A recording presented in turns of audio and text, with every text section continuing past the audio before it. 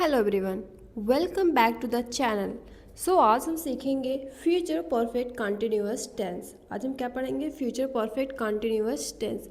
चलिए देरी ना करते हुए हम स्टार्ट करते हैं। सबसे पहले हम इसकी पहचान को देखेंगे। हिंदी वाक्यों के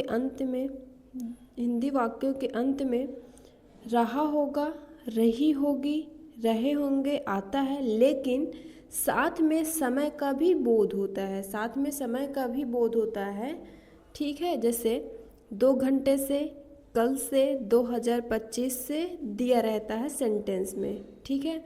और नेक्स्ट चलते हैं, हम इसके स्ट्रक्चर को देखते हैं। पहले हम अफर्मेटिव को सीखेंगे। अफर्मेटिव का स्ट्रक्चर देखते हैं। पहले सब्जेक्ट प्लस विल या shall plus have plus been plus verb की फर्स्ट फॉर्म में ING plus object plus since या फॉर प्लस टाइम। अब हम देखते हैं कहाँ पर हमें फॉर का यूज करना है और कहाँ पर हमें सिंस का यूज करना है। यहाँ देखिए, अनिश्चित समय के लिए हमें फॉर का यूज करना है और निश्चित समय के लिए हमें सिंस का यूज करना है। जैसे अब यहाँ पर देखिए, अनिश्चित समय कौन से हैं? जैसे 2 आवर्स हो गए, 4 डेज हो गए, मेनी ईयर्स हो गए। एंड निश्चित समय मंडे हो गया, 2 क्लॉक हो गया, 2010 हो गया। ये सब हमारे निश्चित समय हैं, ठीक है। अब नेक्स्ट चलते हैं, एक्सरसाइज के माध्यम से समझते हैं। वह 2 घंटे से खेल रहा होगा। वह 2 घंटे से खेल होगा। यहाँ पर देखिए टाइम भी दिया गया, वह 2 घंटे से खेल रहा होगा, ठीक है। और जो फ्यूचर टेंस में अगर यहाँ पर भी फ्यूचर कॉन्टिन्यूअस बनाना होता, वहाँ पर यह होता, वह खेल रहा होगा, वह खेल रहा होगा। फ्यूचर कॉन्टिन्यूअस में ये सेंटेंस होते हैं। बट फ्यूचर परफेक्ट कॉन्टिन्यूअस में समय का बोध होता है। जैसे वह 2 घंटे से खेल रहा होगा। अब यहाँ पर देखिए, सबसे पहले हमें सब्जेक्ट लिखना है। He will have been, verb क्या हो रही है? खेलने की। वर्ब की फर्स्ट फॉर्म प्ले, वर्ब की फर्स्ट फॉर्म में हमें आईएनजी लगाना है। Playing for 2 hours. अब यहाँ पर देखिए, 2 आवर्स हमारे निश्चित समय है या अनिश्चित समय है? 2 आवर्स अनिश्चित समय है, इसके अकॉर्डिंग हम यहाँ पर फॉर का यूज करेंगे। अब 2 घंटे जैसे खेल रहा है, 2 घंटे, सब हमें ये नहीं पता है कौन से 2 घंटे वो खेल रहा है। यह अनिश्चित समय, निश्चित टाइम नहीं है कि हाँ वह 2 बजे से 4 बजे तक खेल रहा था। ये निश्चित टाइम नहीं, अनिश्चित है। यहाँ पर हम इसलिए फॉर का यूज किए हैं। अब नेक्स्ट चलते हैं। हम सुबह से पढ़ रहे होंगे। हम सुबह से पढ़ रहे होंगे। We shall have been studying since morning. सुबह से निश्चित समय है, मतलब सुबह से, और सुबह से भी पढ़ ही रहा है, मीन्स एक निश्चित टाइम है। निश्चित टाइम के लिए हम सिंस का यूज करेंगे। और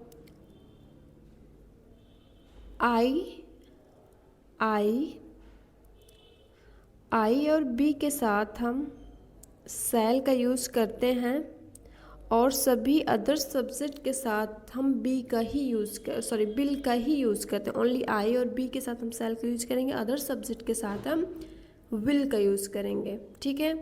अब नेक्स्ट चलते हैं। जैसे वो 2025 से यहाँ रह रहे होंगे। पहले हम वो की इंग्लिश लिखेंगे। वो इंग्लिश क्या होगी?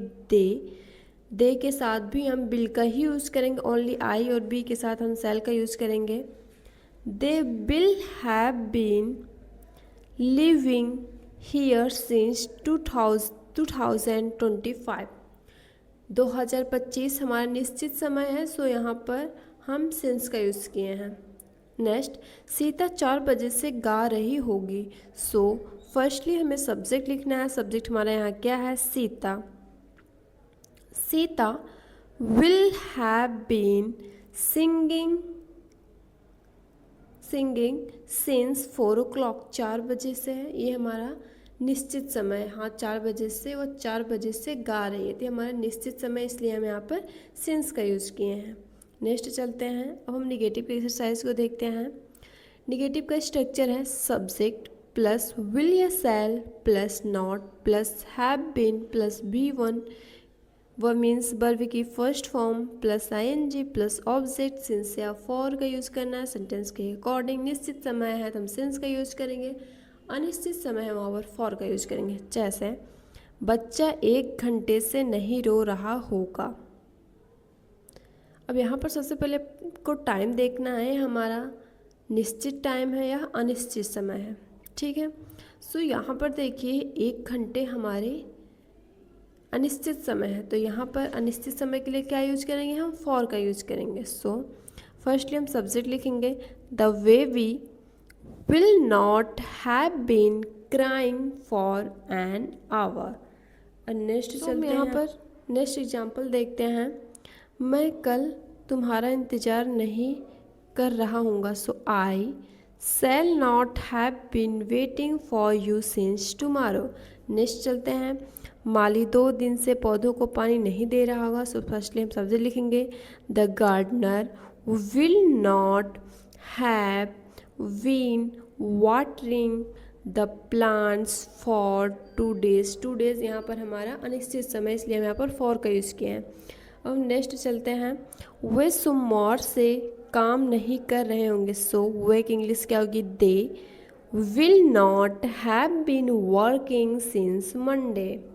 They will not have been working since Monday.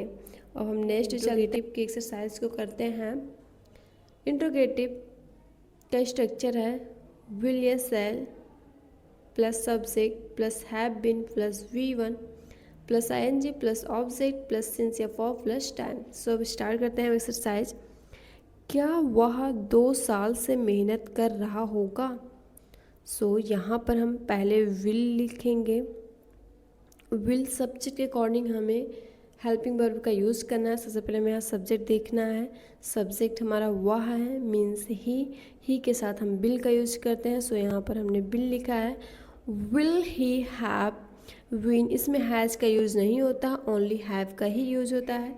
So will he have been working hard for 2 years। 2 साल से हमारा अनिश्चित समय है। अभी यहीं पर 2024 से 2026 होता तो ये हमारा निश्चित समय होता, बट यहाँ पर 2 साल है इसलिए हमारा अनिश्चित टाइम है। नहीं पता कौन से 2 साल, क्या पता 1999 हो, क्या पता 2010 हो, नहीं पता है, इसलिए अनिश्चित समय है, इसलिए हम यहाँ पर फॉर का यूज किए हैं। नेक्स्ट, क्या तुम सुबह से सो रहे होगे। So will you have been sleeping since morning. सुबह से निश्चित टाइम है, निश्चित टाइम के लिए हम सिंस का यूज करते हैं। सो यहाँ पर देखिए यू सब्जेक्ट के अकॉर्डिंग हमें हेल्पिंग वर्ब का यूज करना है। फ्यूचर टेंस में ओनली आई एंड वी के साथ हम सेल का यूज़ करते हैं। ही सी इट यू दे सब के साथ हम विल का ही यूज़ करते हैं। नेक्स्ट, क्या रीता 5 बजे से खाना पका रही होगी। So will Rita have been cooking food since 5 o'clock means 5 बजे से एक निश्चित समय है, ठीक है, इसलिए यहाँ पर हम सिंस का यूज किए हैं। नेक्स्ट, क्या हम 10 मिनट से शोर मचा रहे होंगे। सो बी आ गया तो यहाँ पर हम आ गया, हम की इंग्लिश बी होती है तो उसके अकॉर्डिंग हम सेल का यूज किए हैं। Shall we have been making a noise for 10 minutes, ठीक है। नेक्स्ट चलते हैं हम WH वर्ड पर।